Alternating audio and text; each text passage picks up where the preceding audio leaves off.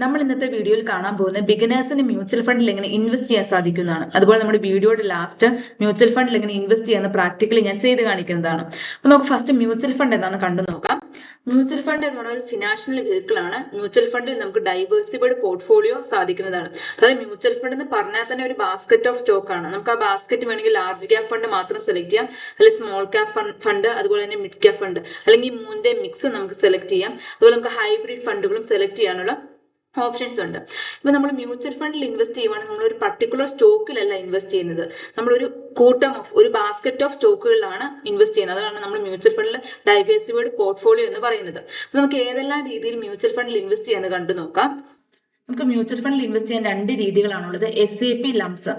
SIP എന്താണെന്നും lump sum എന്താണെന്ന് നമുക്ക് ഒന്ന് ഡീറ്റെയിൽ ആയിട്ട് കണ്ടു നോക്കാം. ഫസ്റ്റ് നമുക്ക് SIP കണ്ടു നോക്കാം. SIP എന്ന് പറഞ്ഞാൽ സിസ്റ്റമാറ്റിക് ഇൻവെസ്റ്റ്മെന്റ് പ്ലാൻ. അതിന്റെ പേരിൽ പറയുന്ന പോലെ നമ്മൾ സിസ്റ്റമാറ്റിക് ആയിട്ട് ഇൻവെസ്റ്റ് ചെയ്യുന്നതിനാണ് SIP എന്ന് പറയുന്നത്.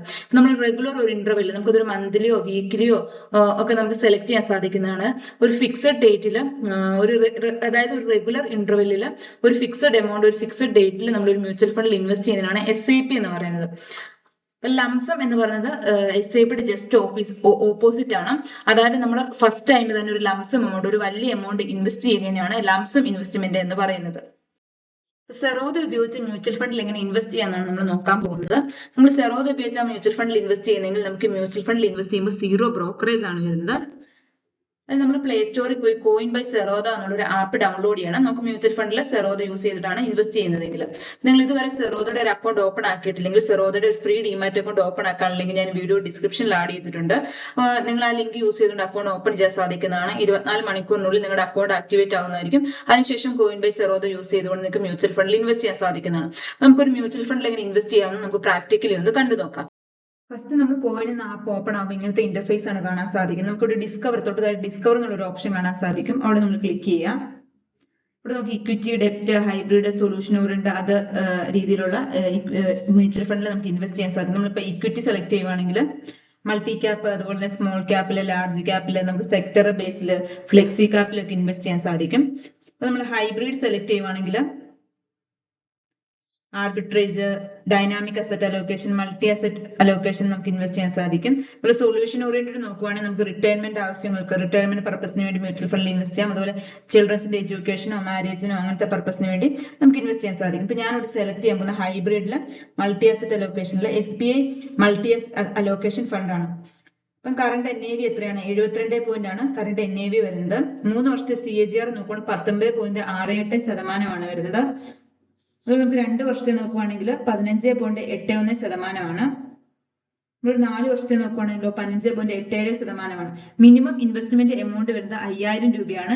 എക്സിറ്റ് ലോഡ് വരുന്നത് 1%. അതായത് നമ്മൾ ഒരു വർഷത്തിനുള്ളിൽ ഈ മ്യൂച്വൽ ഫണ്ടിൽ നിന്ന് എക്സിറ്റ് ആവുകയാണെങ്കിൽ 1% നമുക്ക് എക്സിറ്റ് ലോഡ് വരുന്നുണ്ട്. എക്സ്പെൻസ് റേഷ്യോ വരുന്നത് 0.59% ആണ്.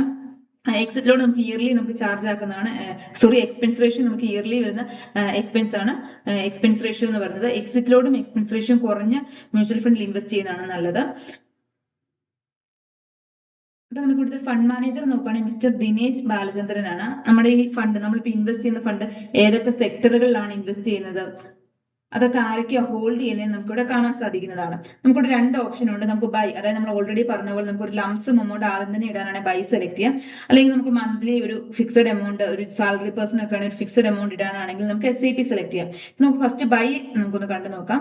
ബൈ സെലക്ട് ചെയ്യുന്നു. ഇപ്പോൾ മിനിമം ഇൻവെസ്റ്റ് ചെയ്യേണ്ട 5000 രൂപയാണ്. ഇപ്പൊ നിങ്ങൾ എത്ര രൂപയാണ് ഇൻവെസ്റ്റ് ചെയ്യാൻ ആഗ്രഹിക്കുന്നത് ലംസമായിട്ട്, അത് ആ എമൗണ്ട് എൻ്റർ ചെയ്ത് കൊടുത്തതിന് ശേഷം നിങ്ങൾ ഏത് പേയ്മെന്റ് ആണോ മെത്തേഡാണ് സെലക്ട് ചെയ്തതിനു ശേഷം ബൈ എന്ന് ക്ലിക്ക് ചെയ്യുക, ഇൻവെസ്റ്റ് എന്ന് ക്ലിക്ക് ചെയ്യുക, പേ നൗ എന്ന് ക്ലിക്ക് ചെയ്തിട്ട് നിങ്ങൾക്ക് ഫണ്ട് ആഡ് ചെയ്തിട്ട് നിങ്ങൾക്ക് മ്യൂച്വൽ ഫണ്ട് ബൈ ചെയ്യാൻ സാധിക്കുന്നതാണ്. അതുപോലെ നമുക്ക് SIP സെലക്ട് ചെയ്യുവാണെങ്കിൽ ഇവിടെ നമുക്ക് ക്രിയേറ്റ് മാൻഡേറ്റ് എന്നുള്ളൊരു ഓപ്ഷൻ കാണാൻ സാധിക്കും. അതായത് നമ്മളിപ്പോൾ മന്ത്ലി ആണ് സെലക്ട് ചെയ്യുന്നതെങ്കിൽ ഒരു ഫിക്സഡ് ഡേറ്റിൽ നമ്മുടെ ബാങ്ക് അക്കൗണ്ടിൽ നിന്ന് ഈ മ്യൂച്വൽ ഫണ്ടിലൂടെ ഇൻവെസ്റ്റ് ചെയ്യുന്നതിന്, ഒരു ഫിക്സഡ് ഡേറ്റിൽ ഇൻവെസ്റ്റ് ചെയ്യുന്നതിനാണ് നമ്മൾ ക്രിയേറ്റ് മാൻഡേറ്റ് ചെയ്യുന്നത്.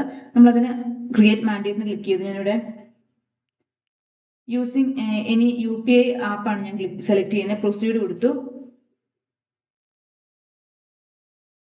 ഇവിടെ നമുക്ക് കാണാൻ സാധിക്കും മാൻഡേറ്റ് നെയിം ഓപ്ഷണൽ ആണ്. നമ്മുടെ ഏത് അക്കൗണ്ട് ആണെന്ന് ഇവിടെ കാണാൻ സാധിക്കും. ഞാൻ UPI ആണ് സെലക്ട് ചെയ്തിരിക്കുന്നത്. അതിനുശേഷം നമ്മുടെ UPI ID ഇവിടെ എൻ്റർ ചെയ്ത് കൊടുത്തിട്ട് ഐ അക്സെപ്റ്റ് ദി എന്ന് പറഞ്ഞ ചെക്ക് ബോക്സ് സെലക്ട് ചെയ്തതിനു ശേഷം കണ്ടിന്യൂ എന്ന് ക്ലിക്ക് ചെയ്യുവാണെങ്കിൽ നമ്മുടെ മാൻഡേറ്റ് ആക്ടിവേറ്റ് ആവുന്നതായിരിക്കും.